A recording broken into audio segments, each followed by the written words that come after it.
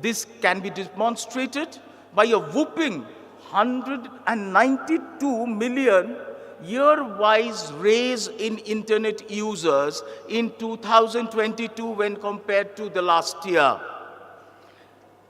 It is 4 times the growth, the real growth of the world population.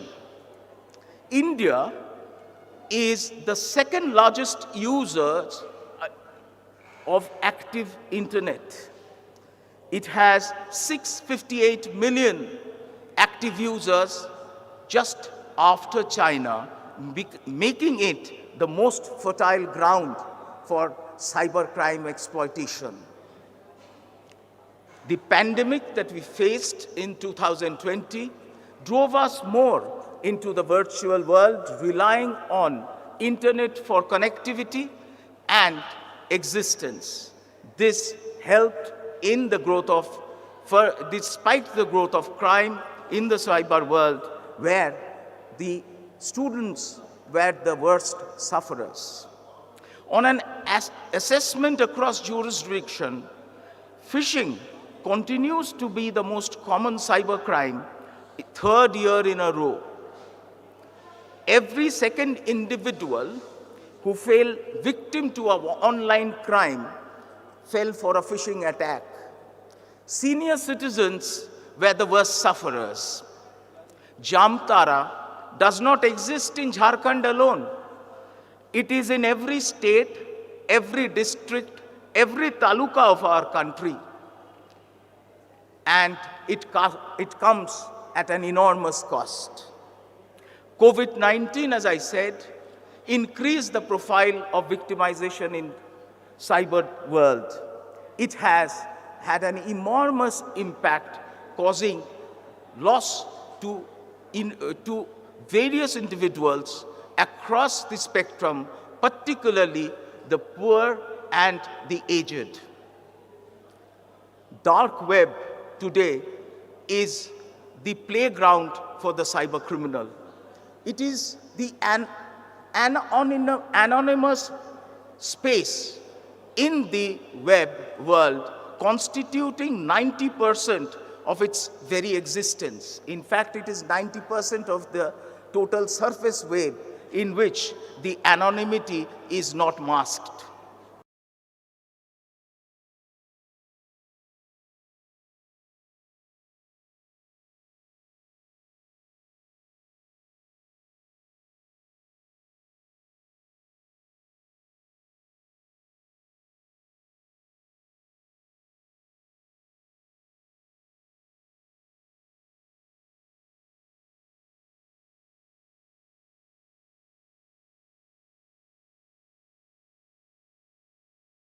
Gargantuan proportions, running across jurisdictions of different laws and unable to be tracked through conventional crime prevention methods. Interpol, in 2018, had a conference on combating cybercrime in the internet world.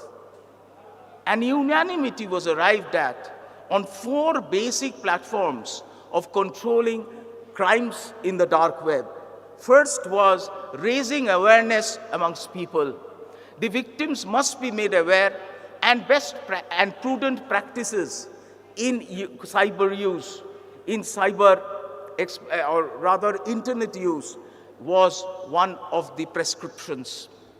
Forging cross-jurisdiction cooperation was the other limb of proposal for combating a crime which moves seamlessly and unknowingly from one jurisdiction to the other. Intelligence sharing, information sharing are the main parameters through which we can expect to combat the faceless and quiet and stealthy approach of crime through the dark web. The third proposal was training. The conventional police force, with its equipments like batons and firearms, are completely out of form and redundant to control cybercrime. Knowledge of horizon gazing, ability to understand the profile of the cyber criminal, regular tracking of the dark web, and a capacity building is the most important aspect where perhaps academics like you and institutions like this university play a seminal role. Finally, a special knowledge in a brand of police personnel and personnels who have expertise in the arena of cyber technology is a sine qua non for combating crime. The financial action taken force in 2019 have proposed guidelines for the purpose of regulating risk-taking activities in the dark web through cryptocurrencies, which are defined as virtual assets. Virtual assets and virtual service providers are today regulated through the guidelines, both of the FATF and other directions and best practices which have been adopted across the international monetary jurisdictions. The proposals for control of cyber-based financial crimes by the international crime prevention agencies, including Interpol, remain what, as I have discussed just now, prevention, detection, and response as the first line of defense. Second, innovation and tracking of criminals. And the third, a beyond jurisdiction collaboration in detection, dissemination of information, best practices, information sharing, and also sharing of criminals who have been nabbed in your respective jurisdiction. Now I turn to the role of artificial intelligence. Artificial intelligence today is competing and in many areas defeating human intelligence. Deep Blue does not only remain on the chessboard, embarrassing the chess grandmasters. Today, it has moved into all areas, into an arena where I profess my abilities, namely adjudication.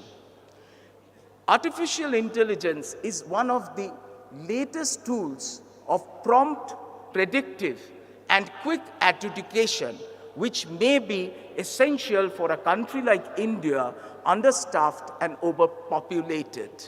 However, such equipments or processes of adjudication require to be sparingly used.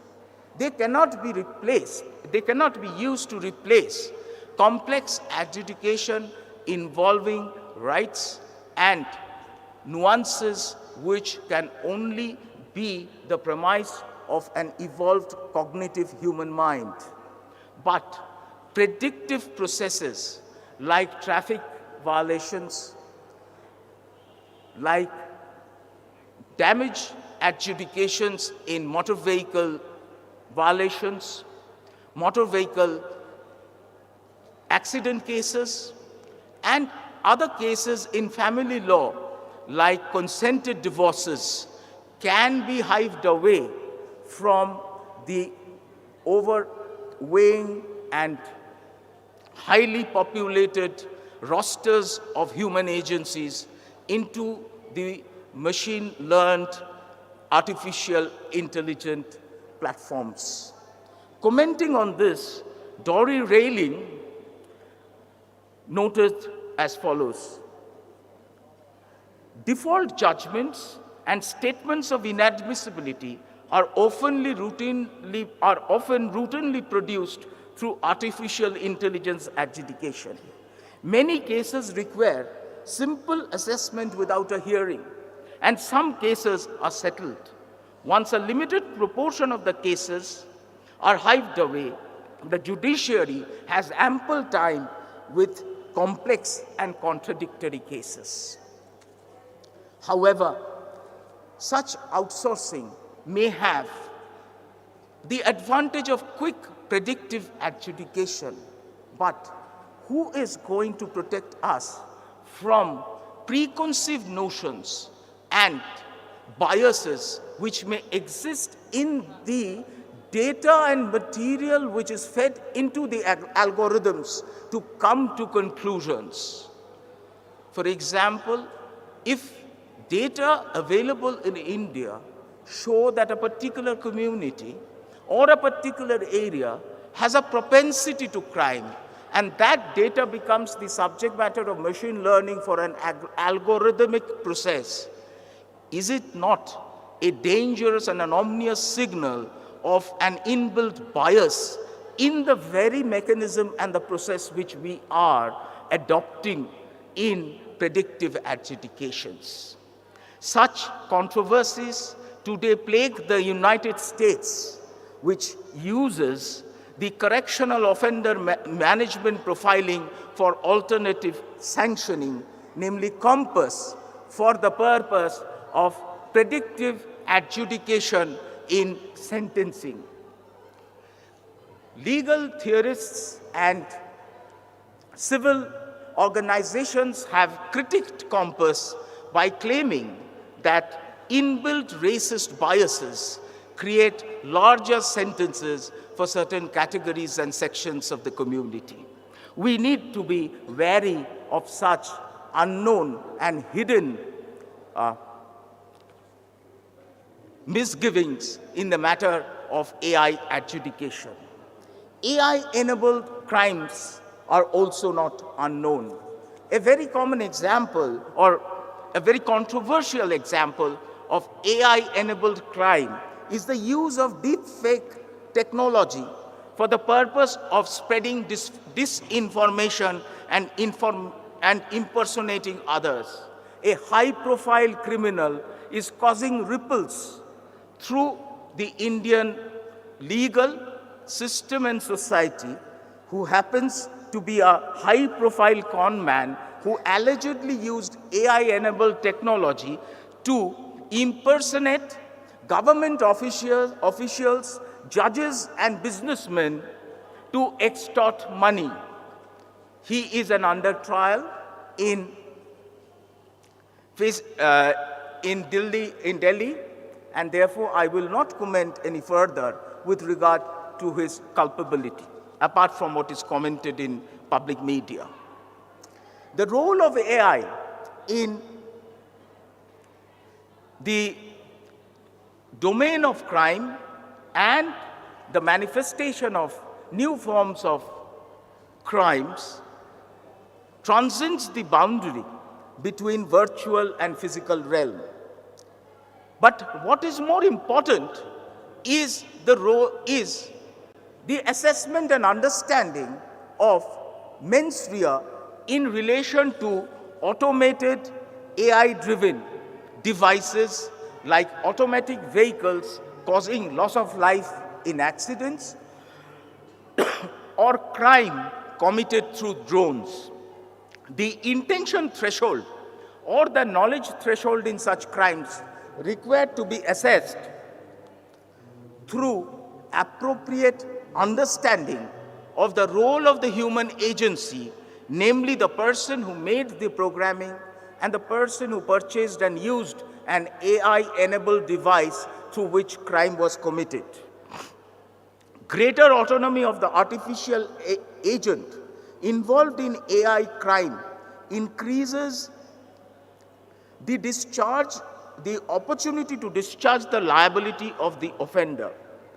In the knowledge threshold, there may be cases where potential absence of knowledge-based understanding of intricacies of the AI be propounded as legitimate defenses with regard to lack of mens rea. This may prompt the legislatures to create crimes with no fault liability, or in other words, crimes sans mens rea. And that too is another dangerous proposition of enlarging dimensions of crime where mens rea is effaced away because of the inability of tracking down and specifying the situs where the requisite knowledge or the intention rests in AI-enabled offenses. The other aspect which I wanted to discuss with you is the principles of self-incrimination in the matter of revealing of passwords or encryption codes when data relating to crime are in encrypted quarters. The law enforcement agency may and would insist that the self-incrimination would not exist, and therefore it shall be incumbent on a suspect to divulge the password inasmuch as he is required to do to open a safe where stolen property is secreted. Otherwise, it would enable the agencies to de-encrypt the code through means like de-encryption tools and hacking. It may also take the advantage of statutory bodies or institutions like National Technical Assistance Center in the United Kingdom or CERT-in India. In United States versus Carrefour, an interesting case, the courts were approached by the law enforcement agency to a request to insert surreptitiously a bug into the computer systems of the suspect in order to find out the depression keys on the suspect's keyboard to unravel his key. The courts upheld such prayer. Circumstantial evidence was used in the case of United States versus Hirsch, where the 11th Circuit bench of the Court of Appeals permitted the use of evidence, namely unique file names and pre-encryption number of bytes in pedophile matters kept inside a zip code when compared with similar matter kept in the database of crime detection agencies. In England, the regulation of investigational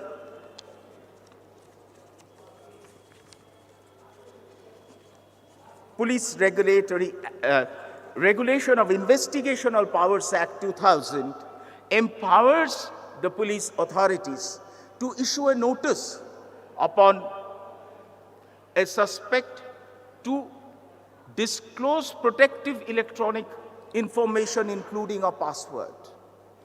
The Court of Appeals has upheld the statutory powers of the police to do so with a caveat, namely the legality and the admissibility may be subsequently tested under the provisions of the Police and Crime Evidence Act during trial. In the United States, as in India, the Fifth Amendment is equivalent to the constitutional and the fundamental rights safeguards of Article 20, Clause 3 against self-incrimination.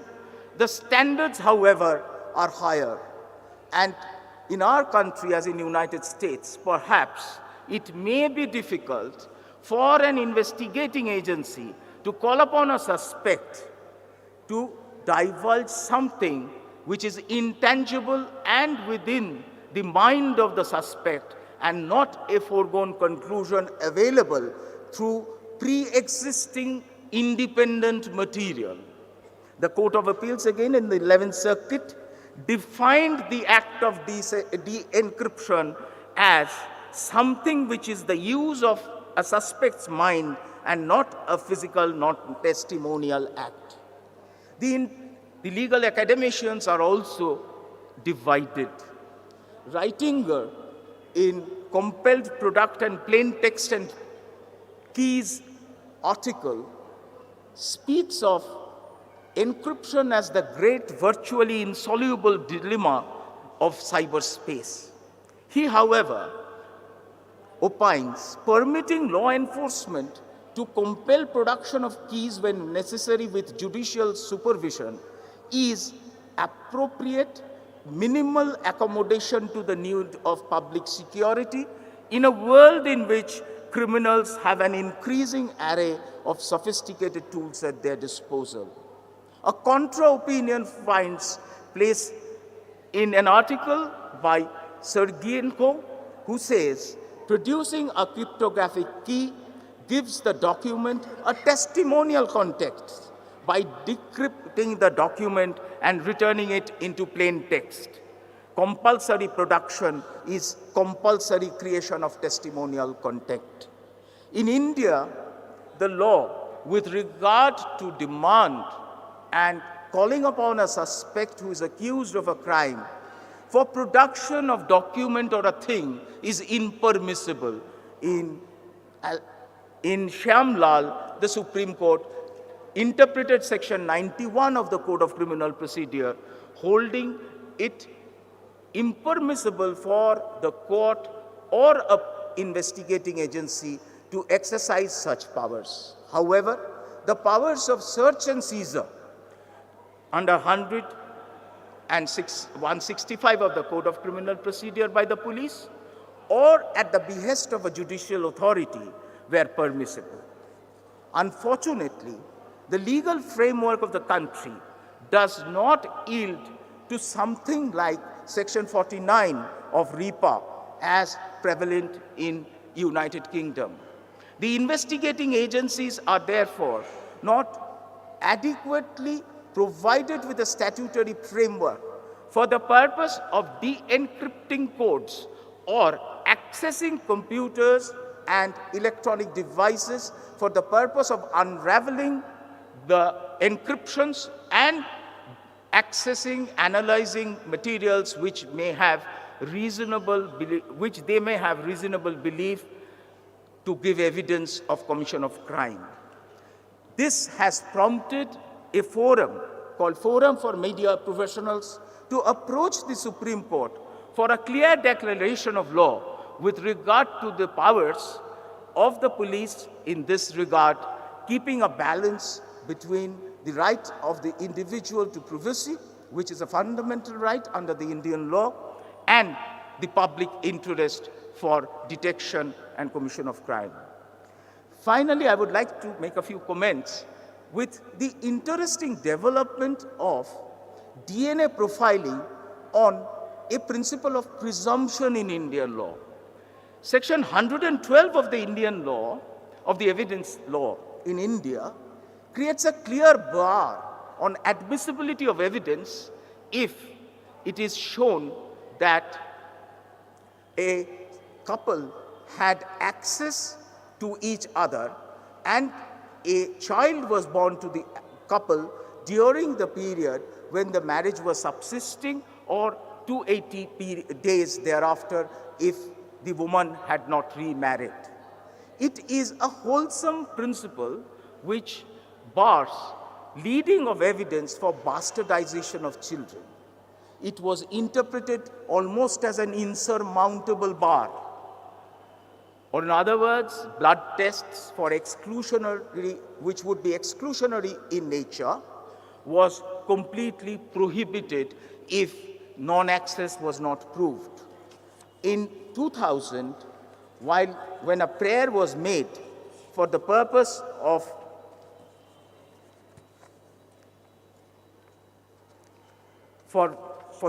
of determining whether a party would be permitted to lead DNA evidence, the Supreme Court in Kamti Devi said, a genuine DNA test, though scientifically accurate, but is not enough to avoid conclusive presumption of law under Section 112 of the Evidence Act. But the cutting edge of science got the better of law. Evolution of DNA profiling moved from the Jeffreys method of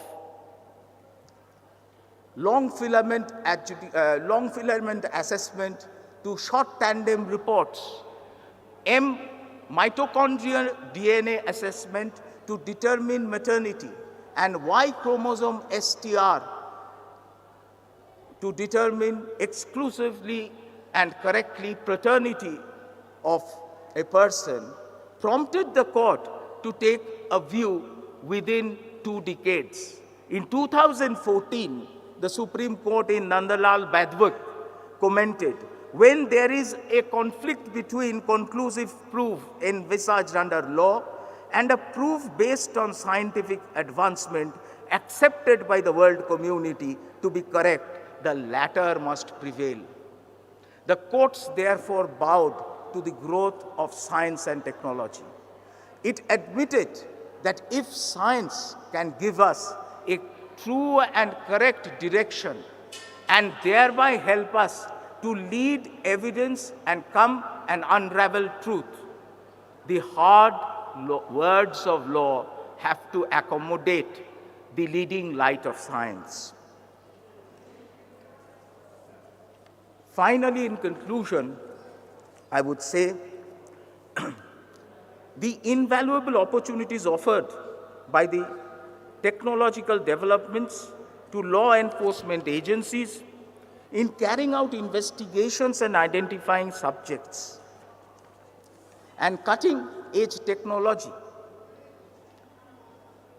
in controlling crime are perhaps a boon to mankind.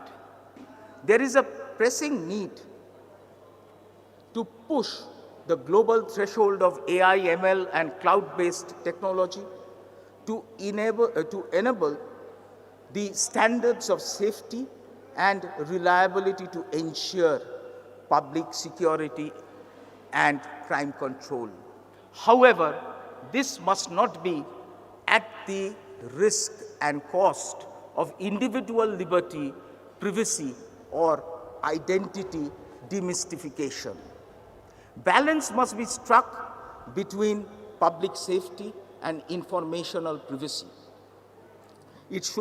Human beings should not be reduced to commodities whose data are surreptitiously exploited under the guise of security concerns. Martin Luther King Jr. commented, "The scientific progress today outruns moral progress. That is why we have guided missiles but unguided men. Law and morality are the guiding lights to science and technology so that we may lead a technologically, scientifically advanced nation into a just and equitable society." Thank you. I wish all the success to the organizers for this program.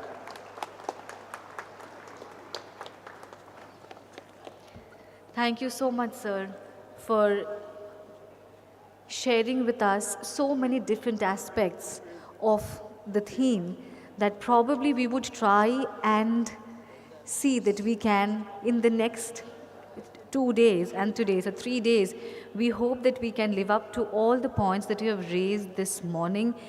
And in the 13 themes that we are discussing in all the parallel sessions, in the 20 parallel sessions that we are having over the course of 3 days, we hope that we can discuss artificial intelligence, DNA profiling, quantum computing, and all the other dimensions of the broader fulcrum of the theme that we are having for the 43rd All India Criminology Conference at NUJS this time.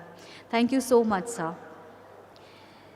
The Indian Society of Criminology, in collaboration with the Tata Institute of Social Science, has conducted a study, and it has been conducted on the topic and on the title Implementation of Probation of Offenders Act 1958, a mapping study, which has been done by specifically the Center for Criminology and Justice of the School of Social Work at Tata Institute of Social Sciences, Mumbai. And it has been funded by the National University of Juridical Sciences, West Bengal. And this report would be inaugurated this afternoon here, and post this you would be able to access it on the website of the Indian Society of Criminology. I request our honorable dignitaries to kindly inaugurate this mammoth work, the study on the implementation of Probation of Offenders Act 1958. We are having the inauguration of the study by the Center for Criminology and Justice School of Social Work, Tata Institute of Social Sciences, Mumbai, and the Indian Society of Criminology, funded by the the West Bengal National University of Juridical Sciences, which is on implementation of Probation of Offenders Act 1958, are mapping. This would be subsequently available on the website of Indian Society of Criminology. The researchers for the study are with us here.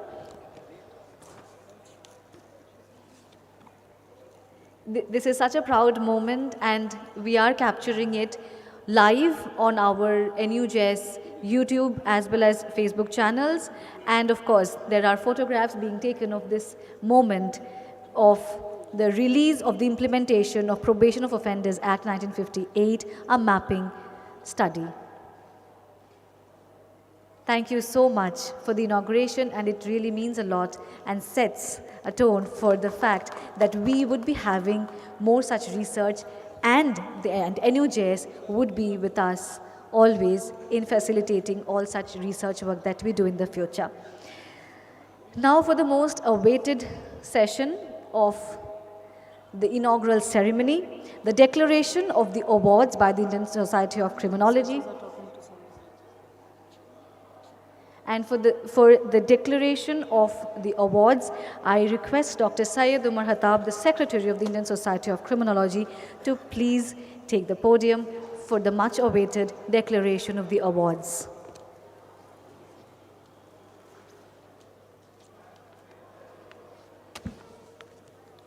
So again, please bear with me. I'll be here for some time. I have a very long list of awards to go. To first present the award, the ISC Kurumapura Reckless Award, to Professor Dr. Madhav Somasundram. Sir, please. He is one of the senior most professor in criminology in India. So I read a citation for him. Dr. Madhav Somasundram is a seasoned academician. Would you just invite Dr. Sir to Yeah, I will call you. So first you want to give these or alone? No, only one. So one? I'll call you. I'll call you for the award. Just a minute. So, Dr. Professor Madhav Sundaram is a seasoned academician, researcher, renowned orator, speaker, subject expert with over 35 years of experience in teaching, research, and consultancy. He had his master's degree and doctorate in criminology from University of Madras, Chennai. He started his career as counselor in De-Addiction Center, Puduvalvu, organized by Indian Society of Criminology. Later, he joined as lecturer in Criminology, Regional Institute of Correctional Administration, Vellore, Tamil Nadu. Then he joined as Director of Training at National Institute of Social Defense by Union Public Service Commission. He is currently Professor and Head of Department of Criminology and Criminal Justice, Manonmaniam Sundarna University. He has administrated several duties other than academics and research. Dr. Madhav is the Director of Planning and Development for a decade and member of local committees in MSU. He is the former Director of Curriculum Development Cell, former Director of Center for Research, and he was a member of syndicate in MSU, to name few. He is a member of the High Level Committee on Criminology and Non-Mudalvan Scheme of Tamil Nadu State Council for Higher Education, Chennai. He is also the member of the Tamil Nadu Public Service Commission. His academic and research interests are juvenile justice, child protection, penal studies, cyber terrorism, theories of crime, and social legal research method. He has guided several PhDs under his supervision and has completed 10 research projects, including 4 consultancy projects, funded by Bureau of Police Research and Development, University Grants Commission, Indian Council for Social Science Researchers, then NISD, and UNICEF, to name few. He has authored 3 books and co-edited 3 books and several other course materials in criminology and allied fields. He has published several articles in journals of national and international reputation as book chapters and as conference proceedings. He is a member of editorial boards of 2 international journals and 2 national journals, also a member of several professional societies. He was the convener of 2 international conferences, 8 national conferences, over 100 regional programs, 20 webinars, and 15 extension activity besides trainings offered to academics, probation officers, police, judge, and NGO personnel. He has delivered over 350 lectures, invited lectures on several topics. Dr. Madhav Somasundaram was the recipient of ISC Fellow, ISC Dr. B.S. Haikarwal and Professor Sushil Chandra Award for Senior Social Scientist and Dr. Chokkalingam Award for Excellence in Criminology, besides similar awards, national awards. He has visited several countries by invitation and for academic participation. To name few, Israel, Turkey, United States of America. He is associated with ISC since his post-graduation and closely associated with ISC and its activity for 4 decades. He visited Harvard University, USA as a Government of India representative under LEADS program to assimilate the best practices of the host university. As a guest speaker, he regularly visits various academic institutions and professional academics such as Tata Institute of Social Sciences, Mumbai, Academy of Prisons and Correctional Administration, Vellore, National University, Law University, Odisha, Rani Chennamma University, Belagavi, Karnataka University, Bharatiyar University, Karnia University, Bharathidasan University, UGC Human Resource Development Centers of South Indian Universities, and etc. Dr. Madhava's accomplishments, services, and achievements are certainly expansive and inspirational. In recognition of his stellar contribution to the field of criminology and research, the Indian Society of Criminology is privileged to confer on him the Kumarappa Reckless Award for the year 2018. May I request the guests of honor and the dignitaries in the stage to give away the awards.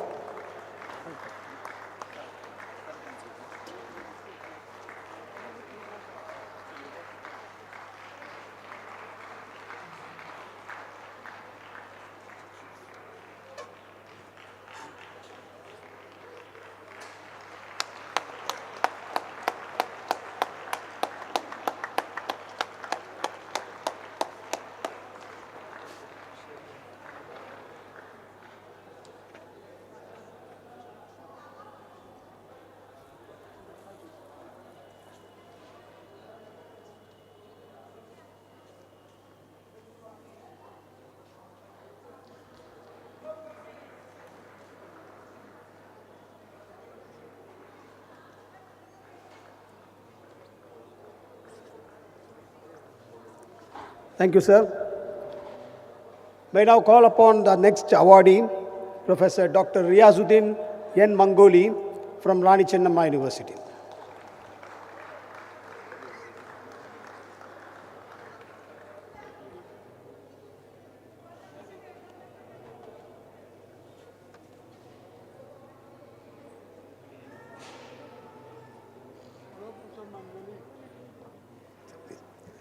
So, Professor Dr. Riazuddin N. Mangoli is an active teacher and researcher in the field of criminology, criminal justice, and forensic science. He obtained his master's degrees and doctorate in criminology and forensic science from Karnataka University. He has over 20 years of teaching experience, both undergraduate and postgraduate, and research experience. He has produced several PhDs under his guidance. He is currently the Director and Chairman, Department of Criminology and Criminal Justice, Rani Chennamma University, Belagavi, Karnataka.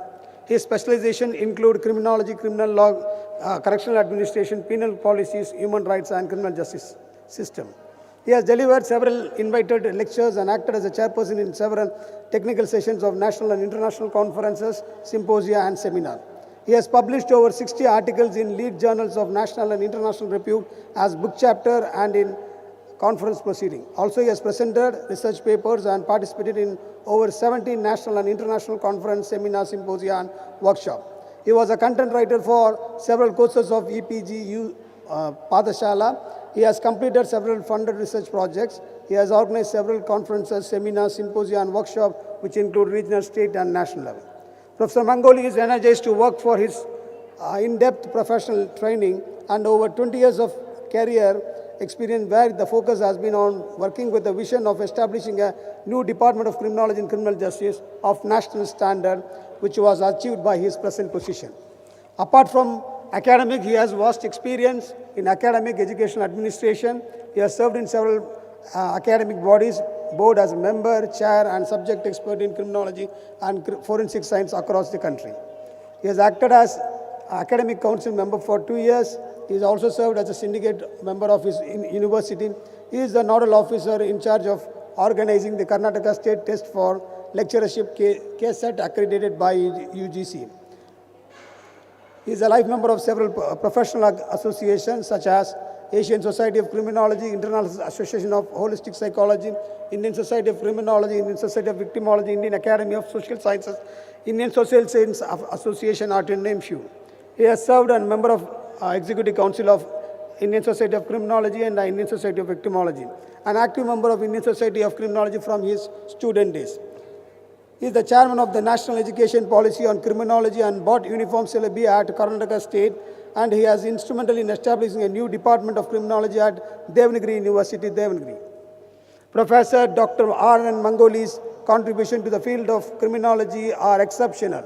In view of his contribution and commitment in development of teaching and research in criminology and related field, the Indian Society of Criminology confers on in the prestigious ISC Dr. B.S. Haikarwal and Professor Sushil Chandra Award for Senior Associate Scientist for the year 2017. So may I request the guests in the dignitaries to kindly give away the award. So please.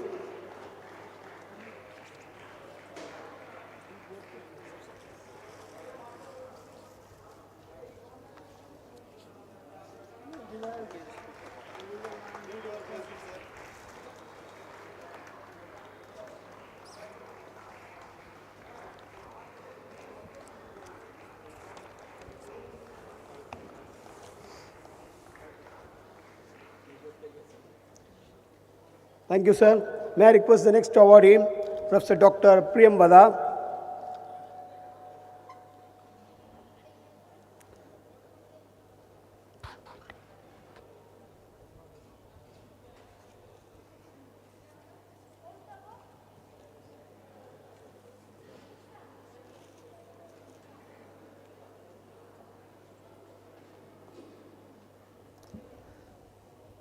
Dr. Priyam Vada obtained her master's degree and doctorate in criminology and an MA in human rights and duties education from University of Madras. She is a professor in the Department of Criminology and director, Department of Women's Studies, University of Madras, Chennai. She is associated with the Indian Society of Criminology from her student days. She is a seasoned academician and a researcher in the field of criminology with 17 years of experience. Her specialization include penal studies, gerontocide, gender studies, terrorism, and internal security. She has guided several PhDs under her supervision and has completed over 8 projects funded by UGC, ICSSR, IJM, Ministry of Women and Child Welfare, to name few. Dr. Priyam Vada has been honored with various awards such as Best Woman Achiever Award during 2016 by Queen Mary's College, Chennai, Achievers Award during February 2015 by SDNB Vaishnav College for Women in recognition of our achievement in the field of academics. Honored with the Fellowship Award in the year 2014 by Indian Society of Victimology. Also a Junior Scientist Award in All India Criminology Conference held at Delhi 2001. She was also awarded the membership of Management Study Promotion Institute by MSPI New Delhi 1996. She is also the Fellow of the Indian Society of Criminology for 2016. She has published over 45 articles in national and international journal of repute as book chapters and conference proceedings. She has presented several papers in various conferences, seminar, workshop on the theme human trafficking, elder abuse, human rights violation, gender abuse, victimization, environment crime, etc. She has produced stories relating to social issues such as street children, child labor, female infanticide, children in fishing industry, old age problem, early marriage, etc. for a private TV channel. Organized street plays in some of the districts of Tamil Nadu for creating awareness on AIDS and to eradicate the problem of alcoholism and drug addiction. She is a member of the Indian Society of Criminology, Victimology, and member of World Society of Victimology. She has visited 32 countries by invitation for academic participation. To name few, United States of America, Belgium, Singapore, Australia, and Netherlands. A recent visit, she visited the USA during July 2022 for a month by invitation of US Department of State Bureau of Education and Cultural Affairs to participate in International Visitors Leadership Program on Road to Safe Social Media Space for Girl and Young Women. Her involvement in the field of academics, criminology is massive and appreciable. In view of her contribution and commitment to development of teaching and research in criminology, the Indian Society of Criminology confers on her the prestigious ISC SS Srivatsava Award for Excellence in Teaching in Research and Criminology for the year 2019. So I request the guests to please give away the awards.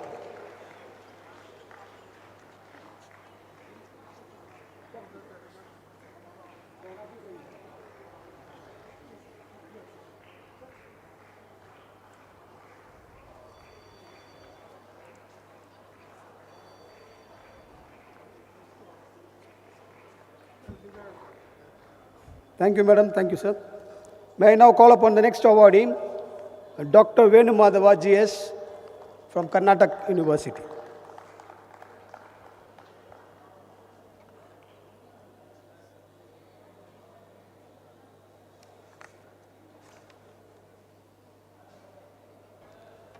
Dr. Venu Madhava GS is an active teacher and researcher in the field of criminology and forensic science. He obtained his master's, MPhil and doctorate in criminology and forensic science and PG diploma in women's studies and Kanaka Sahitya Adhanaya from Karnataka University, Mysore. He has over 14 years of teaching and research experience. He has produced several PhDs under his supervision. He is currently an associate professor and coordinator in charge of PG Department of Studies in Criminology and Forensic Science, Karnataka University, Dharwad. His specialization include criminology, correctional administration, human rights, gender justice, and forensic science. He has undergone several professional trainings in criminology and forensic science. He has delivered over 50 invited lectures and acted as chairperson in several technical sessions, national and international conferences and seminars. He has edited 3 books and published over 82 articles in the lead journal of national and international repute as book chapters and in conference proceedings. Also, he has presented papers and participated in over 15 national and international conference, seminars, symposia, and workshops. He was a content writer for 3 courses of UGC EPG Pathshala in crime prevention. He has delivered several radio talks and a television talk. He has completed 3 research projects funded by the University Grants Commission and ICSSR New Delhi. Dr. Venu Madhava has organized several conferences, seminars, symposia, workshops, which include state, national, and regional level. Apart from academics, he has vast experience in academic and educational administration. He has served in several academic bodies as member, chair, and subject expert in criminology and forensic across the country. He has acted as an academic council member in the university. He was once nodal officer of the Karnataka State KSAT, accredited by UGC. Dr. Venu Madhava is a fellow of the Indian Society of Criminology for the year 2006. He is a fellow of Indian Society of Criminology for the year 2007. He was awarded the best research paper by Prasanga Karnataka University, Dharwad. He is also the coordinator of the Indian Research Information Network system developed by InflimNet at Karnataka University. He is a special officer to registrar and deputy registrar to SCST cell, Karnataka University. He has also worked as nodal officer to COVID-19 institution quarantine post-matrix at ST Girls Hostel, Bandre Nagar, Dharwad during 2020. He has organized several other programs also. His involvement in the field of academic criminology is massive and appreciable in view of his contribution and commitment to the development of the teaching and research in criminology and forensic science. The Indian Society of Criminology confers on him the prestigious ISC SS Srivatsava Award for Excellence in Teaching and Research in Criminology for the year 2020. So may I request the guests in the dais to kindly give away the award and the citation.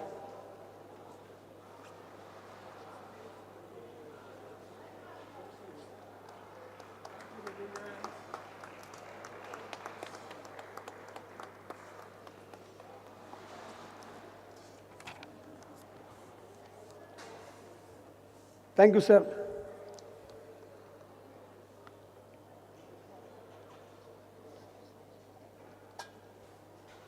I now call upon the next awardee, Dr. D. Ramakrishnan.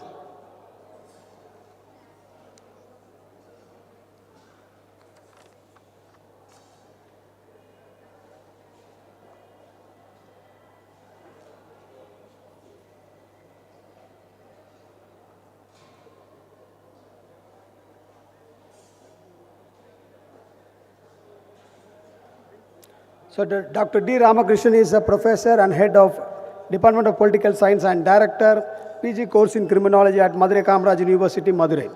He started his career as lecturer in college and later joined MKU as reader. He has over 28 years of teaching, research and consultancy.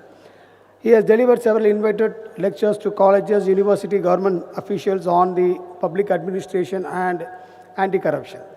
He has conducted several programs and coordinated national and international conference, seminar and symposium.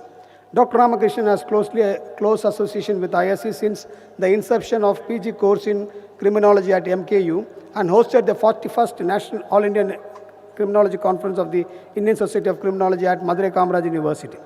He is a regular visitor and trainer at Anna Institute of Management, Chennai. He has published over 50 articles in journal as book, chapter and in conference proceeding. Dr. Ramakrishnan has authored 10 books, has presented over 50 papers and participated in over 17 national and international conference, seminar, symposia and workshop. He is the recipient of several prestigious medals in his discipline. Beside academic, he has several years of experience as advisor to civil service aspirants, director of Nehru Studies to name few. He is a life member of over 25 national organizations. Also, he serves in several academic bodies as member, Board of Studies and Board of Examination. He was the additional controller of examination at his university for 1 year and Dean of Arts for 3 years. He is working to develop a Department of Criminology of national standard in his university and coordinates the ISC local branch in Madurai. His involvement in the field of academic political science criminology is highly appreciable. In view of his contribution and commitment to development of teaching and research in criminology, the Indian Society of Criminology confers on him the Fellow of the Indian Society of Criminology for the year 2018. I request the guest to kindly give away the fellowship and the citation. Also the fellowship badge.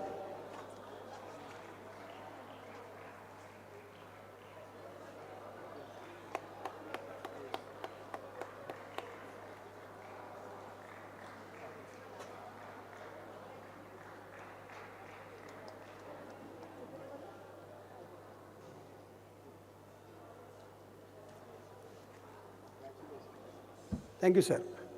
May call upon Vinod.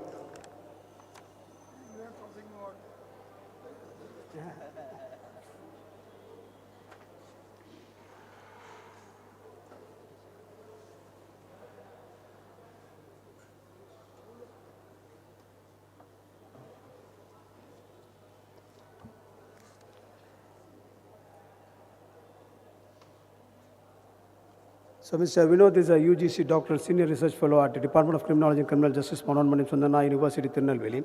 In addition, he has an advanced diploma in CCTV camera training.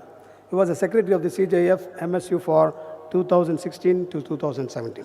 He started his career as corporate executive security at Sutherland Global Services, Chennai in 2012. He has got over 6 years of research experience and field work. He is associated with 2 major projects funded by Bureau of Police Research and Development and UGC. He has undergone several professional training in criminology and research methodology. He is a life member of several academic organizations. He has delivered several invited lectures to government officials on the topic, sexting and safe practices in cyberspace. He has conducted several programs and coordinated as head of the committees in national and international conference, seminar and symposia for the CJF. He is a regular visitor and trainer at Anna Institute of Management, Chennai. He has published several articles in the journal as book chapters and in conference. Mr. Vinod has presented over 30 papers and participated in over 45 national, international conference, seminars, symposia and workshops. He is a recipient of the postgraduate scholarship in Southern Criminology, winning abstract title Sexting, a New Era in Cyberspace for Adolescents and Its Consequences in India, awarded by the Crime and Justice Research Centre, School of Justice, Faculty of Law, Queensland University of Technology, Australia, 2017. He is closely associated with ISC for a decade. His contribution to the academic criminology is highly appreciable. In view of his contribution and commitment to development of the teaching and research in criminology, the Indian Society of Criminology confers on him the Fellow of the Indian Society of Criminology for the year 2008. May I request the guest in the dais to kindly give away the fellowship, citation and the badge.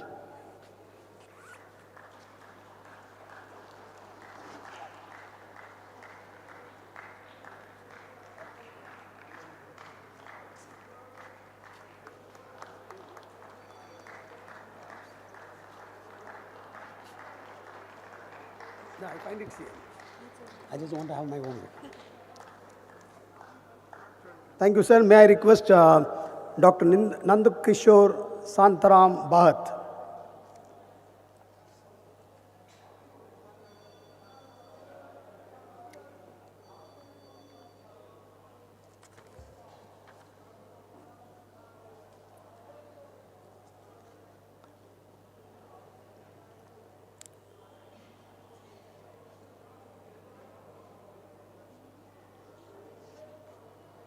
Dr. Nandakishore Santaram Bhagat is an active teacher and researcher in the field of social work and correctional administration.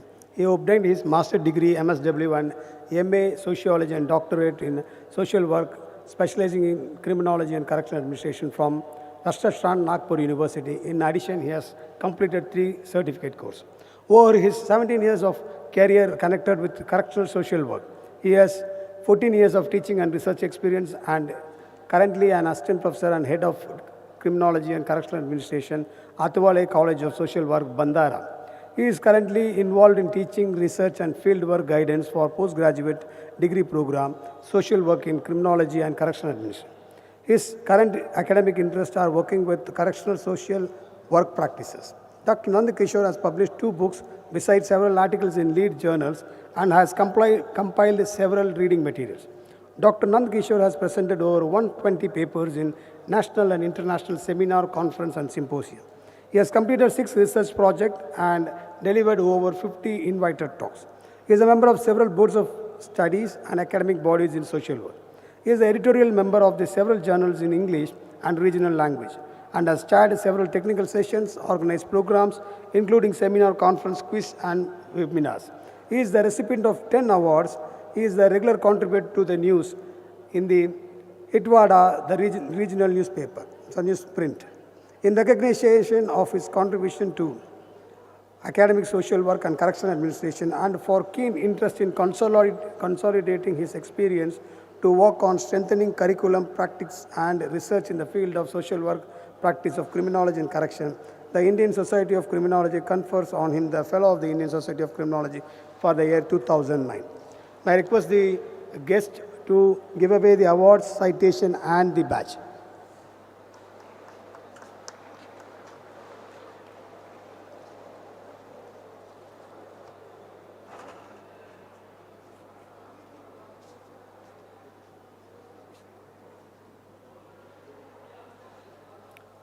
I request Sima Karna.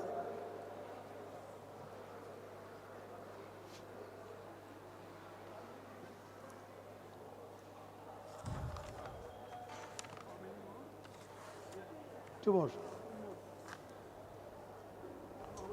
Dr. S.M. Mahendra Simakarna is an active teacher and researcher in the field of criminology. He obtained his master's and doctorate in criminology from University of Madras, Chennai. He started his career as project fellow. He has over 9 years of teaching experience, both undergraduate and postgraduate, and 15 years of research experience. He is currently an assistant professor in Department of Criminology and Forensic Science, Dr. Hari Singh Gaurav Vishwavidyalaya, Sagar, Madhya Pradesh. His specialization include criminology, victimology, child abuse, women and crime. He has undergone several professional trainings in criminology and research methodology. Dr. Simha has delivered several invited lectures and acted as a chairperson in technical sessions in several national and international conferences and seminars. He has published over 25 articles in lead journal of national and international repute, as book chapters and in conference proceedings. Also, he has presented and participated in over 30 national and international seminars, symposia and workshops. He has organized several seminars, symposia, workshops, which includes regional, national and state, but funded by UGC, ICSSR and Global Initiative of Academic Network, Ministry of Human Resource Development, Government of India. Apart from academic, he has vast experience in research. He has served in several academic bodies, board of studies and subject expert in criminology and forensic science across the country. He has acted as executive member of the Indian Society of Criminology.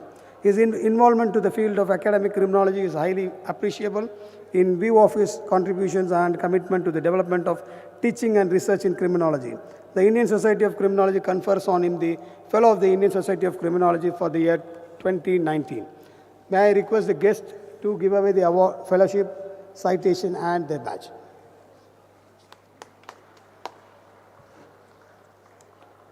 Vigneshwar.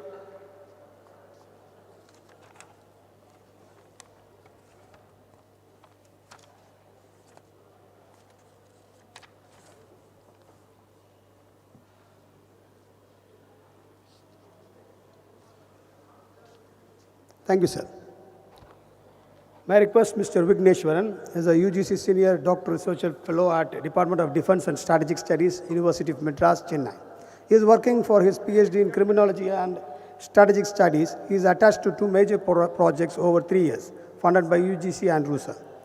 He started his career as field investigator, later as a project assistant, research associate before joining as assistant professor of criminology and police administration in 2018. Mr. Vigneshwaran has undergone several professional training in criminology, victimology, and research methodology. He has delivered several invited lectures to police in-service and new recruits.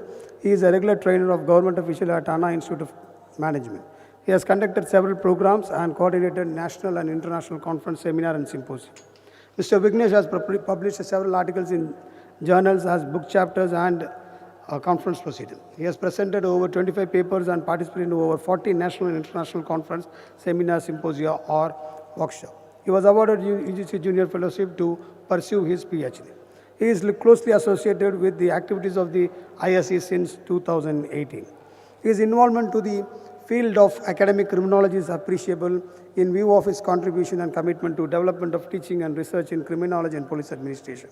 The Indian Society of Criminology confers on him the Fellow of the Indian Society of Criminology for the year 2019. May I request the guest of honor to give away the award, citation, and the badge. Asha. Dr. Asha.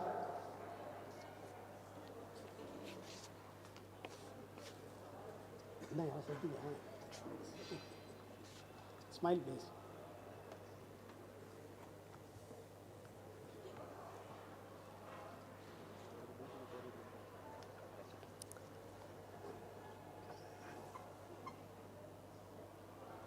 Dr. K.P. Asha Mohandan is an active teacher, researcher, and a professional in the field of social work and criminology.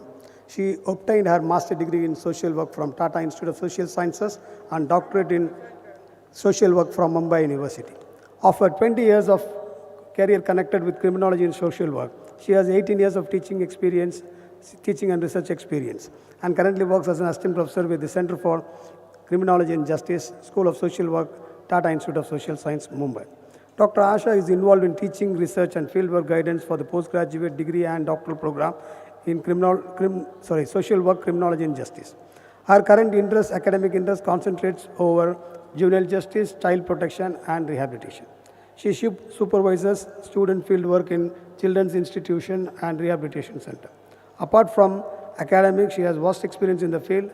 She is member of several state commissions on children, including Child Welfare Committee. Dr. Asha started her professional career in 1998 with Urvi Vikram Charitable Trust and in 2003 as social work in Child Rights Cell, a joint venture of Government of Maharashtra and UNICEF. She has visited several countries and authored several articles in reputed national and international journals, also in lead weeklies. Her articles in EPW were well received and appreciated. Dr. Asha has participated and presented several research papers in national, international conferences, symposia, seminars, and workshops. She has completed several research projects, including result-oriented action project. She was awarded Endeavour Fellowship by Government of Australia in 2007 and a Linus Palm Grant for Exchange Program to Gavli University, Sweden in 2013. In recognizing her contribution to academics, social work, criminology, and for keen interest in consolidating her experience to work on strengthening curriculum, practice, and research in the field of social work, practice of criminology and justice, the Indian Society of Criminology confers on her the Fellow of the Indian Society of Criminology for the year 2020. May I request the guest of honor to please give away the fellowship, citation, and the badge. Paramasivam. Dr. Paramasivam.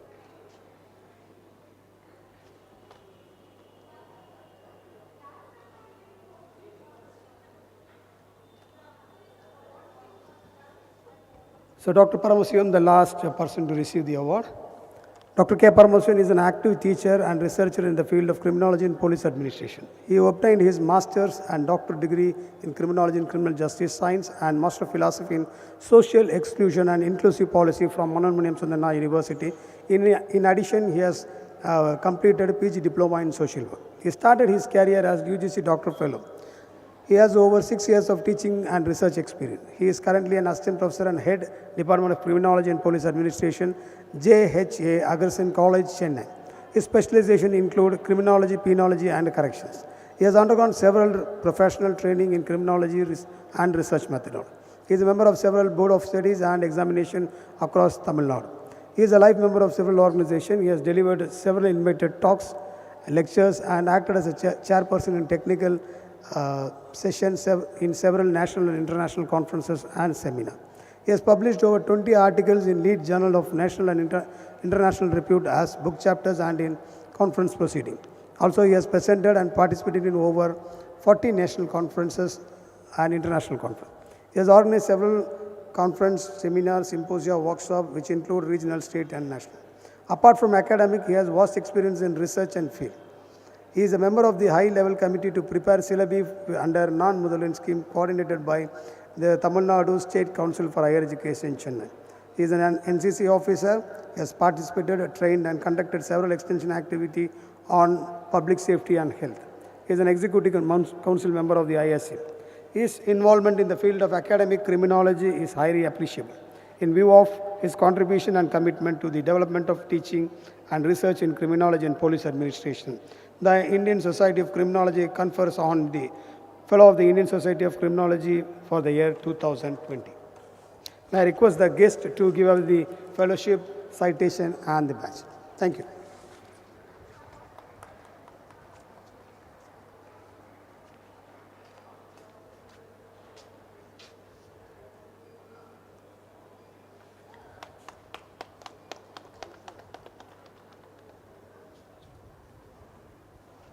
Heartiest congratulations to all the stalwarts of criminology, and it is indeed our pleasure and privilege to witness this award ceremony here. And from the most junior to the senior, everyone who has been contributing and whose research I'm quite sure all of us would have been exposed to have been awarded right here on this stage. Once again, congratulations to all of you, and we are, by the way, having many of these awardees with us as chairpersons, co-chairpersons, and also as plenary speakers. So I hope we would take back a lot from all of them. Now, moving on to the Kumarappa Reckless Award oration by Professor P. Madhava Somasundaram. And congratulations once again to Sir. It is our privilege and honor to hear from you and your experience in the next couple of minutes. And so over to you, Sir.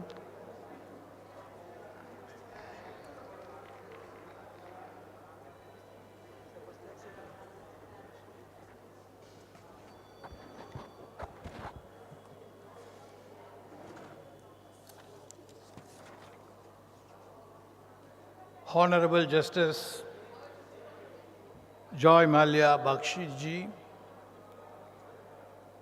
Professor Dr. N.K. Chakravarti, Vice Chancellor of NUJS, and who is responsible for our presence here today, Dr. Syed Umar Hatab, the Secretary of the Indian Society of Criminology, Dr. Sarfraz Ahmad Khan, who has toiled for the last 15 days completely and in part-time for the last 3 months in bringing all of us here today. The delegates of the conference, the Bhishma Pitamaha of criminology education in India, Dr. M.Z. Khan.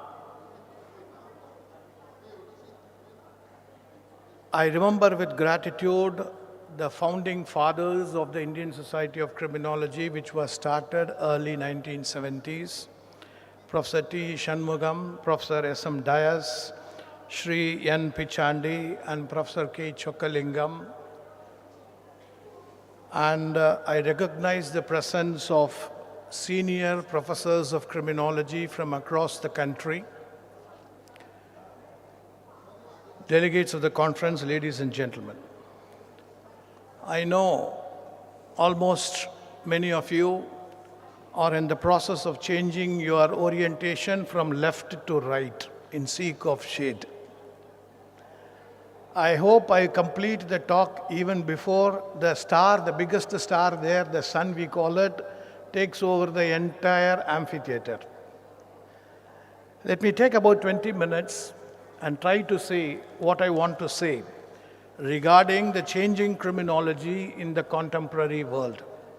The Honorable Judge he has already spoken on artificial intelligence, so that takes a load of my talk too.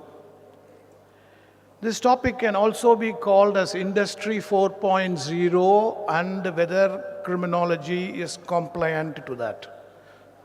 Either it is criminology in the contemporary world or criminology whether it is ready for the Industry 4.0. The core concepts of this lecture has three important questions. I raise actually three important questions and I try to answer those questions. How has the world transformed in the last so many centuries is the first question. What has been the focus of the humankind?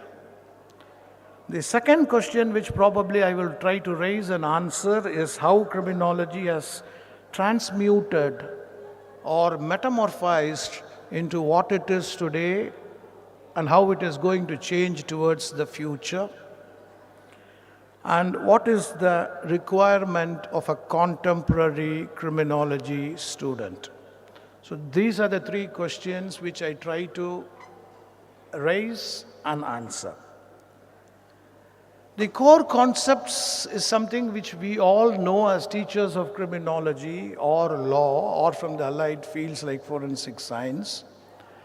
The core concepts are criminology, the basic bedrock of criminology, stands on the pedestal of the various theories of crime which are very unique to criminology, which we started accumulating from even before the beginning of the civilization, the demonology, and to the latest victimological explanations that we have in our textbooks. So these are the core bedrock on which we are trying to focus. And basically, whatever happens in criminology, it also has an impact on the criminal justice system. We borrow the data from the criminal justice system, work on it, and then again produce the findings to the criminal justice process, whether it is the police administration or it is the judicial system or it is the correctional system. We give it back to them in order to form their own insights, protocols, procedures based on what we do. So these are the core concepts which I thought I will have to remind you before I dwell into the area which I have chosen to speak to you. Now, if you look at the eras of change that humankind has faced, we started with the Stone Age, we went to the Iron Age, then to the agricultural age. Somebody thought that they will no more be nomadic, they will stay in a place, start work on agriculture. From there we came to the industrial age. And from the industrial age we came to the technology age, that is where we are today. And then the future, they say, is going to be the biotechnology age. So this is the process through which we as humankind has gone through. And one thing which we have learned from the industrial age is that the machinery, the equipment was very powerful at the beginning. Over a period of 30 years, you found that the machinery was not very important, but the content for the machinery. For example, you have a machinery for printing press, the content for the printing press took the center stage. Similarly, it happened in the information and technology area also. The computers were becoming powerful, the printing technology was improving, the connectivity between the computers around the globe become a lot more faster, but still, now we are in the flux stage where the content which is being provided in the cyberspace plays a very important role. So always, through our industrial age or through our information technology age, the content provider is king. And basically, as teachers in criminology, we provide majority of the content wherever it is published. Now, I also said that I will be talking about Industry 4.0 and criminology. What is Industry 4.0? For that matter of fact, what is Industry 1.0? Industry 1.0 refers to the industrial era, where I was speaking about the printing press, the machinery, etc. Somewhere in the 1784s. The 1870 was the beginning of the Industry 2.0, where factories invented assembly line, and we were able to produce materials in a faster, effective manner, probably with the Ford discovering the assembly line to put a car in place. And in 1969, we have the process of automation taking place. Computers were available. That is 1960s, early parts of end of 50s and 60s. And today, as rightly mentioned by the Honorable Judge, it is artificial intelligence, and students are to be prepared towards the use of artificial intelligence.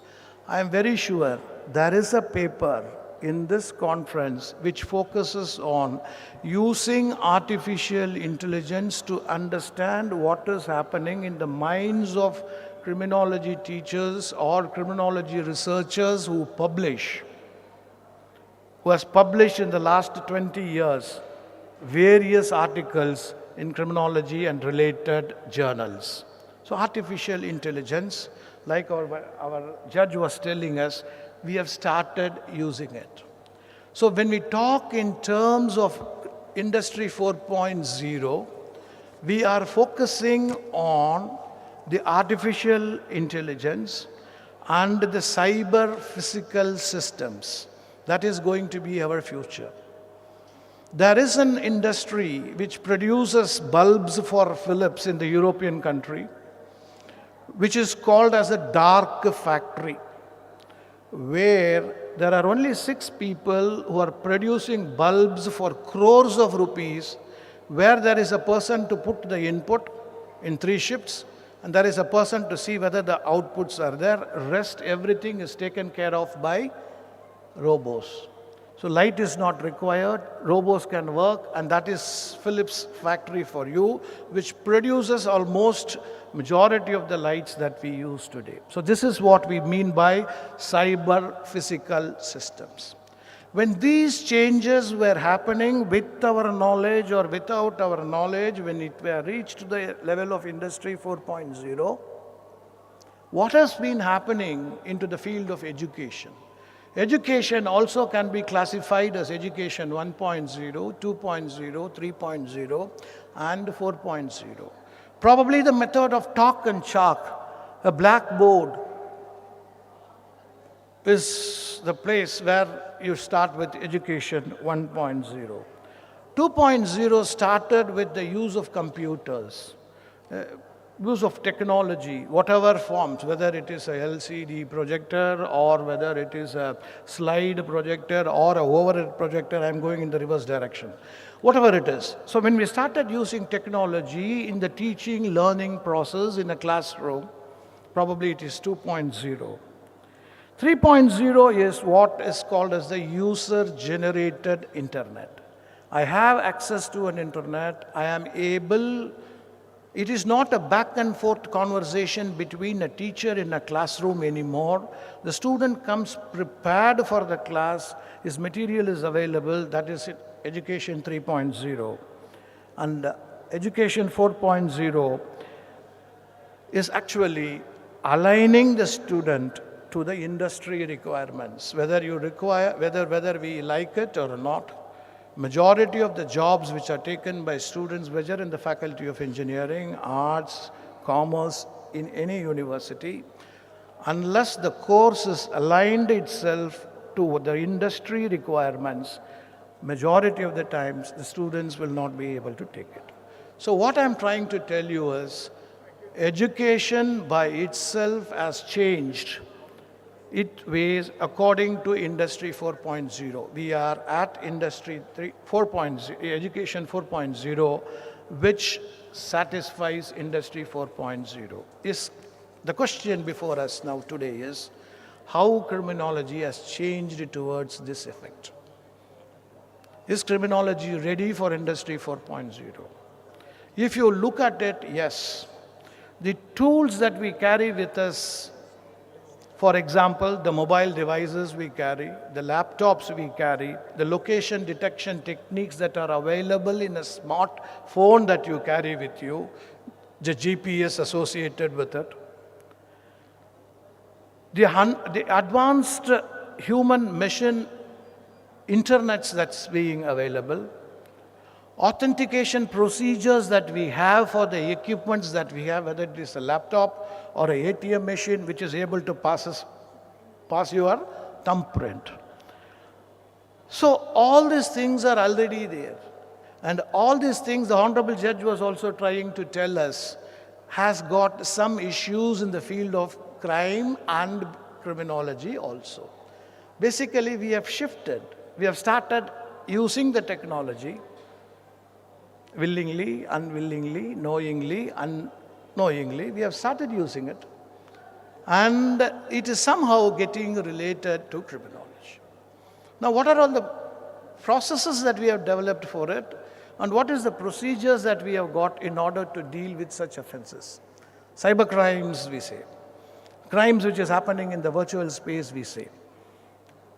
So there are issues. Is criminology 4.0 compliant to Industry 4.0 requirement is what we need to probably discuss. We talk in terms of cyber espionage. We have developed a finger on criminology called digital forensics. We have explanations in criminology which gives an explanation of why digital crimes happen. Enough number of materials is available. If you do a meta-analysis of what is being available in the area of digital crime or criminology, you will understand that there is a lot of material available, which explains why it is happening. What is wrong with the person who is committing a crime? The simplest form of crime being hacking. So we have a lot of literature on it. And are we having the forensics to detect when a crime happens? Detection normally does not happen in the lab of a student at IIT. Detection happens at the constabulary level in a police station. So we are marching towards it. You have jurisdictions across the country, starting from Bangalore. You've got metropolitan cities where there are always trained cops at different levels, sitting to try and understand how this evidence is to be collected.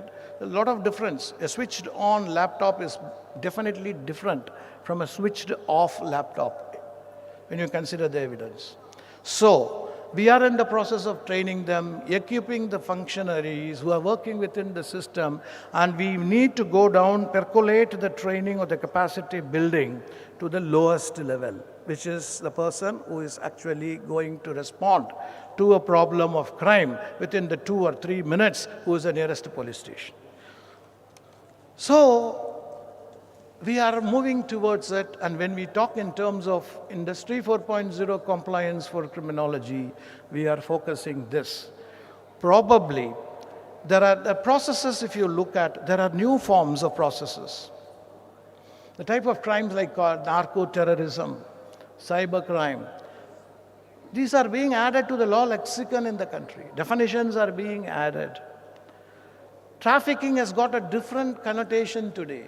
Trafficking in persons, TIP as the United Nations likes to call, has got a different connotation. It becomes a lot more easier from one place to another place, one state to another state, one region to another region, one country to another country. In the process, the exploitation of women and children also becomes more complicated. So, the processes which are involved in what we call as Criminology 4.0 is definitely a different ball game.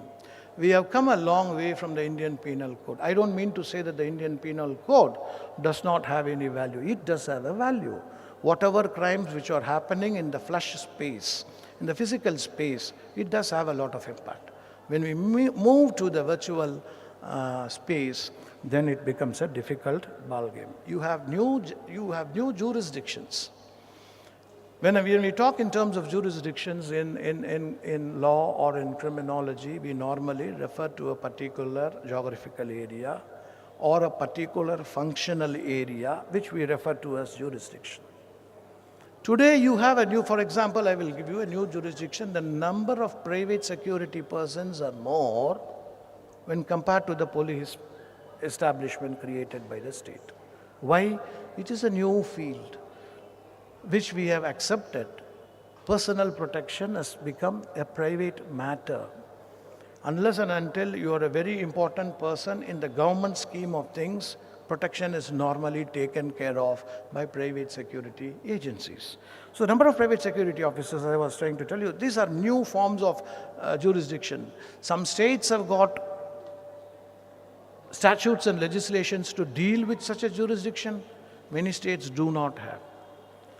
So, and we are also looking at gated communities where the communities try to protect themselves through their own processes of, crime prevention through environmental design. Delhi has it, Chennai has it, almost all the metropolitan cities have got it. So it is a different kind of a way or the process that we look at. And some of them are also communication related. What is communication related? By being in a democratic society, I always feel that I have got a right to say certain things. But sometimes I put it in an intangible media, maybe a social media, I come again. So there is another kind of a process which is involved. How can this happen? But the laws which is applicable for physical space is also available for the virtual space. But still, sometimes we overdo it. The only thing is, when you do it physically, you are conscribed to a small jurisdiction. The idea of detecting that person is completely remote when compared to what is happening in the social space. So these things lead to different processes, different procedures, different protocols that we need to adopt when we want to adopt Industry Compliant 4.0. And the new crimes also gets us new types of victims. Now the crime syndicates across the world, I will give you an example. The crime syndicate across the world has got different kinds of specializations. If you look at the Chinese gangs, they are dealing with labor, human labor, slave labor. If you look at the Russian gangs, they are dealing with nuclear material. If you look at the Jamaican gangs, they are looking at arms and drug dealing in a different angle. And if you look at the Albanian gangs, they are focusing on burglary. And if you look, and there are any number of ethnic gangs. You have got Japanese gangs, Cambodian, Filipino, Samoan, and many other ethnic groups. So new crimes produce new victims also using technology in a different kind of a manner. And what are all the tools that we have? What are the tools that we are supposed to teach our students who study law or criminology or criminal justice sciences? Now, if you look at it very carefully, there are different tools that we have got today to deal with such a situation. The ordinary camera, which costs you about 1,000 rupees, can recognize the face, go back to a data which is being maintained, analyze within a matter of 2-3 minutes and say that this person has visited this airport at this point of time. It is not a costly tool. Everybody has got a camera, at least one attached to their laptops.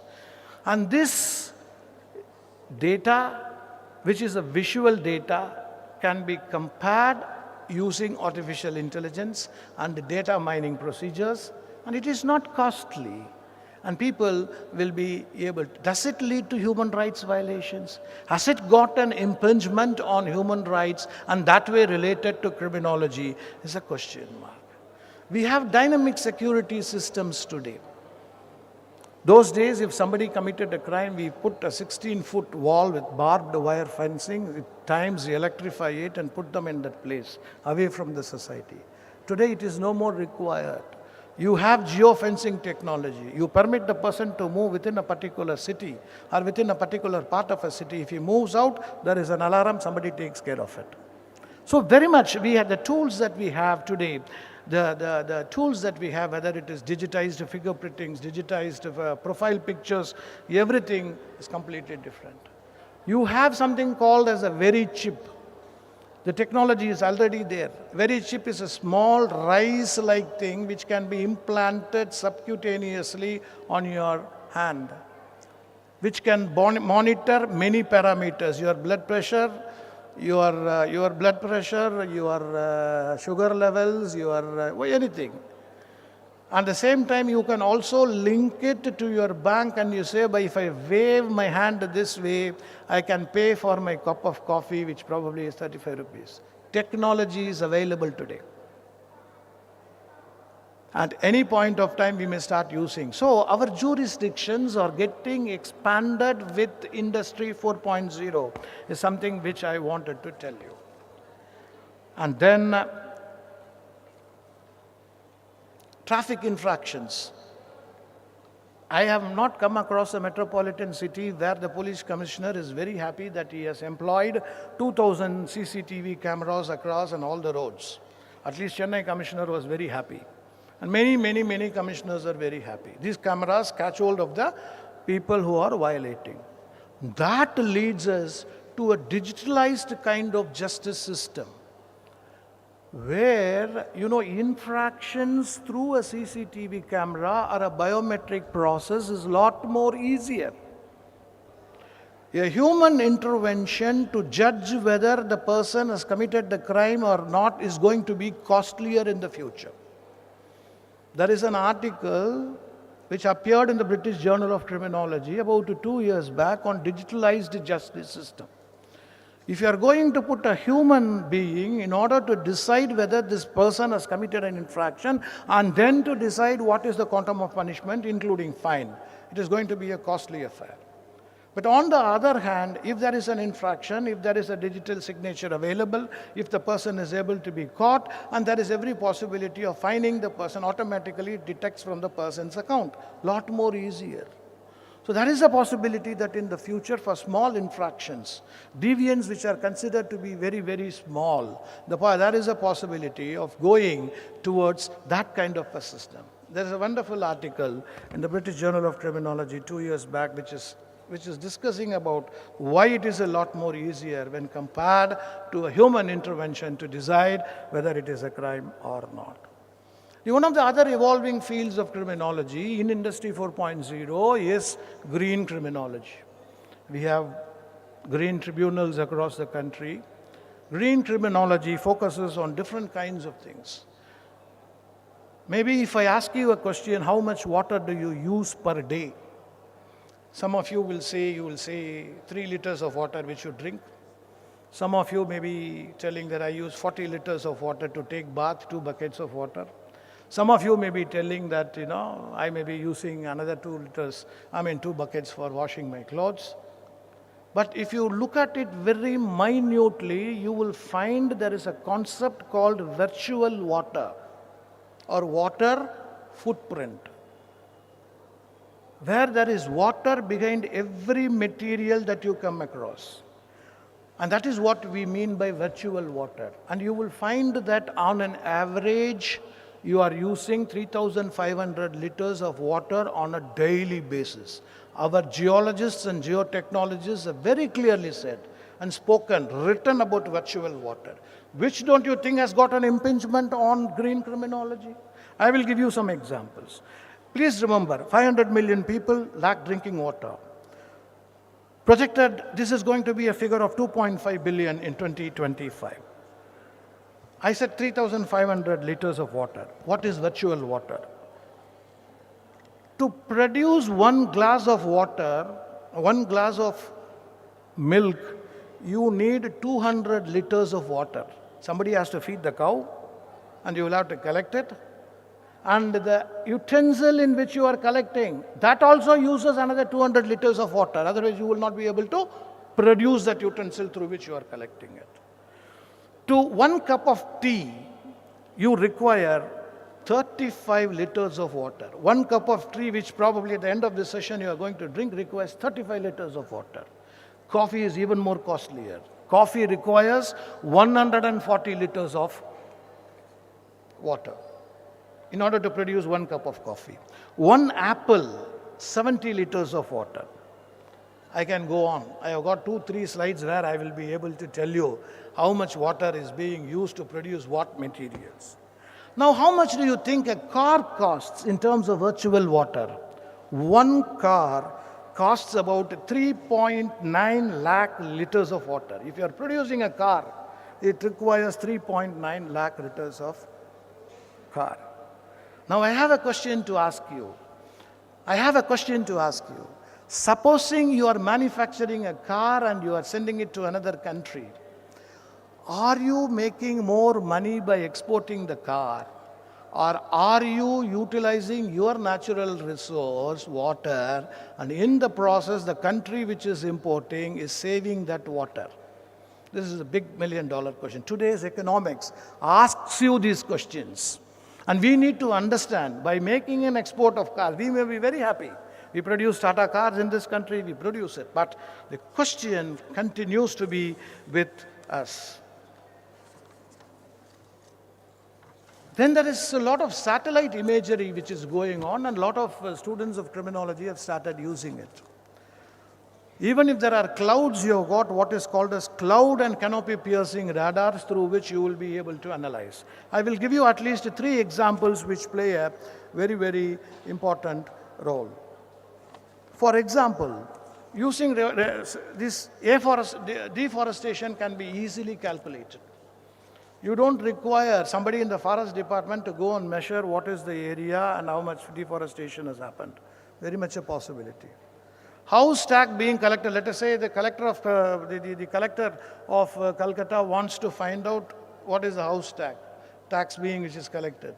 By having an image of Calcutta city, you will be able to find out how many square feet of concrete area is available, thatched roof area is available, from which you can arrive at what is the tax which may have paid. In fact, in the discussion in a collectors conference, they refused that we will not be able to use this technology at least for some more time, because there is going to be a very severe mismatch between what is being collected as house rent and what is being obtained through the comprehensive procedure of remote sensing.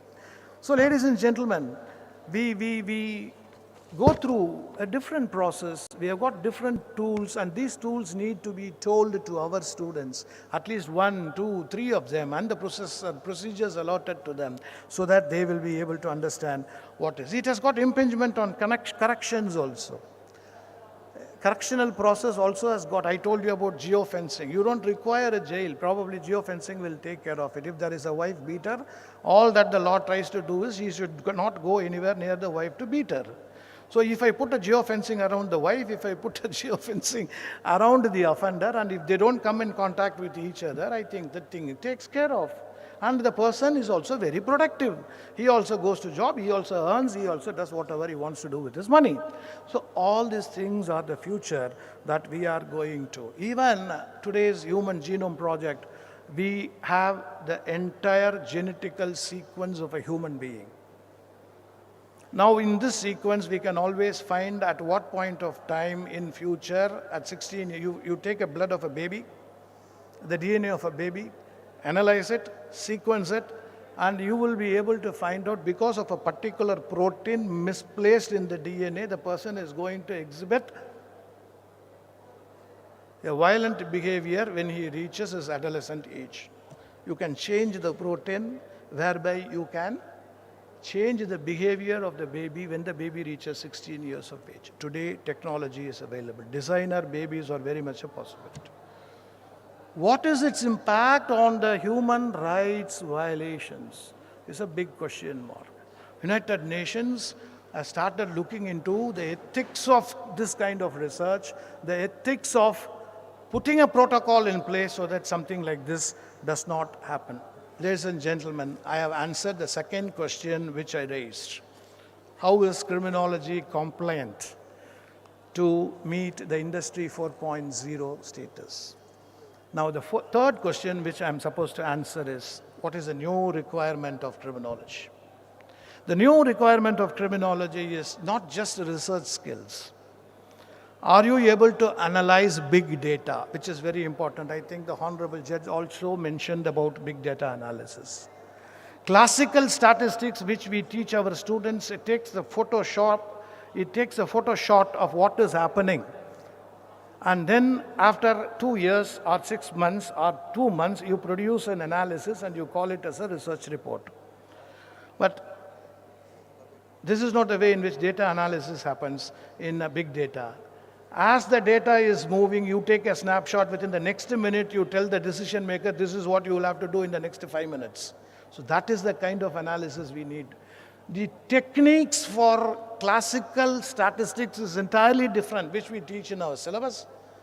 And in fact, I will say that in big data analysis, the contemporary statistics is in the flux. It is not fully developed. A London University professor went on paper and said, we don't have the tools. We are in the process of developing the tools to look at the moving data. And we are in the process of evolving it. So we need to at least expose them. Unless we do it, our students are going to find it very difficult in an Industry 4.0 era. Spatial analytical skills. If you are going to use GIS, if you are going to use a software like GARC, which students of geography must be knowing about it. So spatial analytical skills are very important, exposure to big data, digital big data.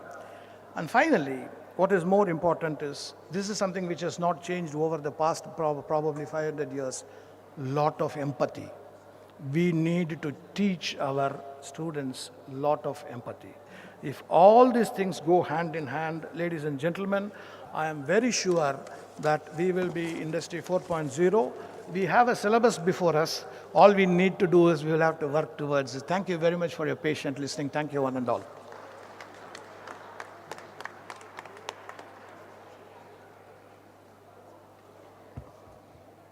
Thank you so much, sir, for your address. And with this, we come almost to the closing of the inaugural ceremony. And before we move on to that, I would just like to inform all of you that tomorrow at 9 a.m. we shall be having the Young Criminologist Award, the presentations of it, as well as the award evaluation in room number 328. So all of you please do arrive before that, because there would be young criminologists, aspirants and researchers, young researchers who would be presenting in room number 328. Now before we break for lunch, and we have to formally close the inaugural ceremony, for which I request Dr. Sarfaraz Ahmed Khan, the organizing secretary and associate professor of WBNUJS, to deliver the vote of thanks.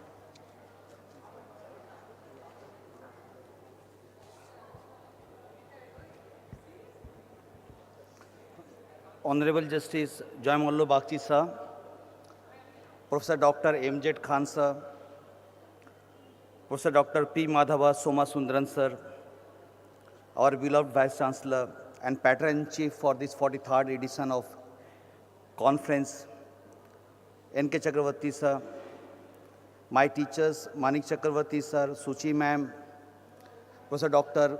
Beula Sekhar madam, Professor Dhyan McGure and Professor N. Prabha Unithan, who both traveled from USA to attend this program, Professor B.B. Pandey and Professor Arvind Tiwari, both of them seeing us live in YouTube channel. So, Professor Dr. Mehrajuddin sir, Professor Dr. R.N. Mangoli, Sri Ashok V.M. Kumar, who is representing in International Justice Mission, Professor Dr. Deepa Dubey, Sri Adhir Sharma, former DG and IGP Railway, who is among audience with us, Anil Veria sir from Maharashtra National Law University, all the delegates, all students, criminologists, professors, teachers, everyone who participated in these programs, the representative from the different departments, from the judiciary, from the correctional services, from other institutions, from police departments. Good afternoon to all of you. On these auspicious occasions of the 43rd All India Criminology Conference, I would like to take the opportunity to express my sincere gratitude to everyone who is present here in this gathering. I would like to thank our chief guest, Honorable Justice Joymallo Bagchi sir. It's always pleasure to listen him for taking time from his busy schedule and delivering today a wonderful inaugural address at these criminology conferences. Sir has given enough food for thought for us to discuss in next 3 days. His comments by referring the other scholars, like there are guided missile but unguided man, and so criminologists has to find out the ways how we can regulate the society. Internet growth, which are 4 times of the population's growth.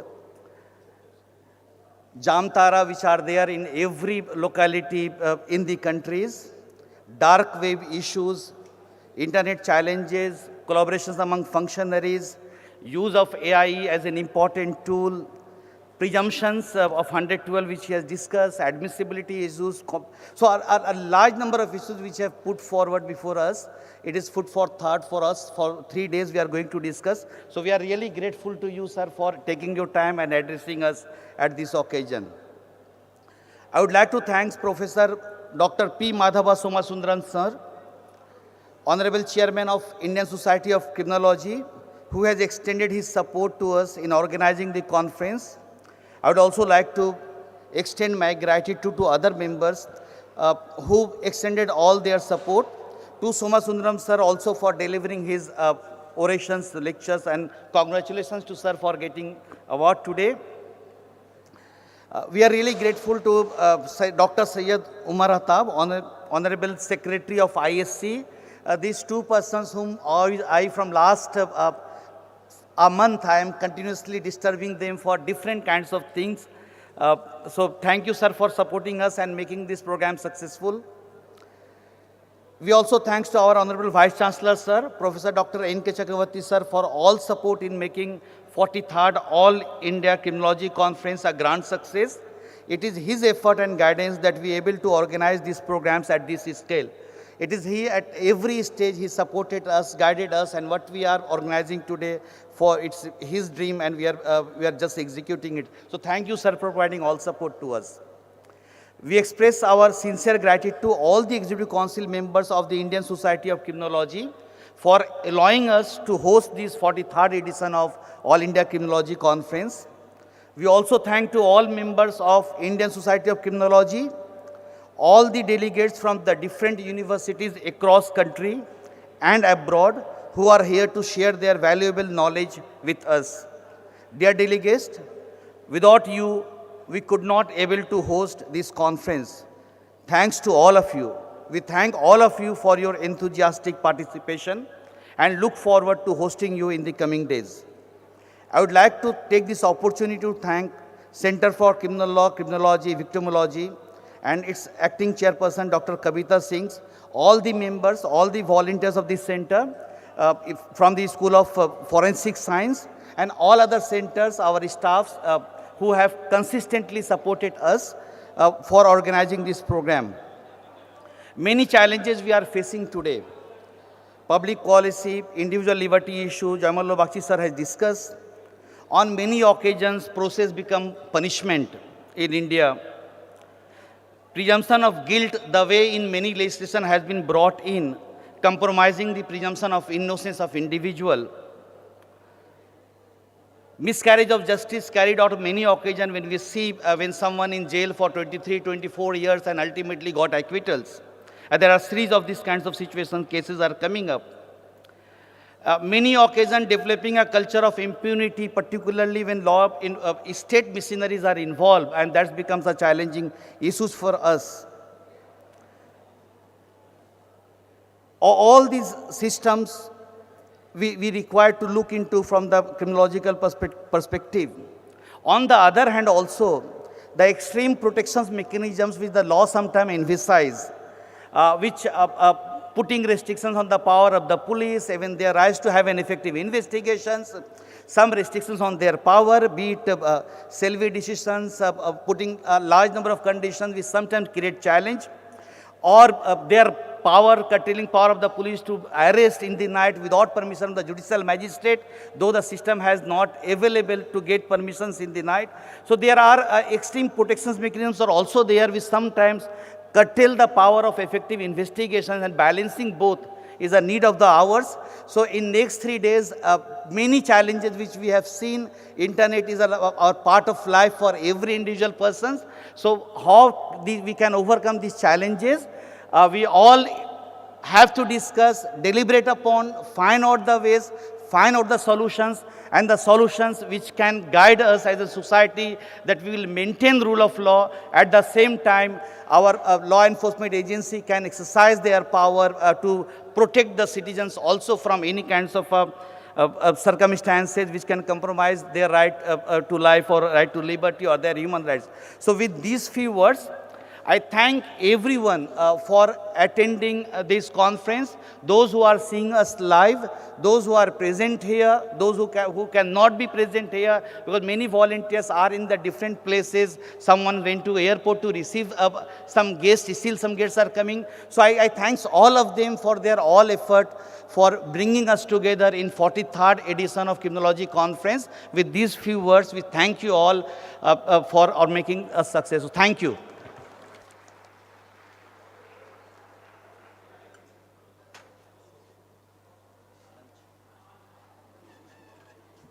Thank you.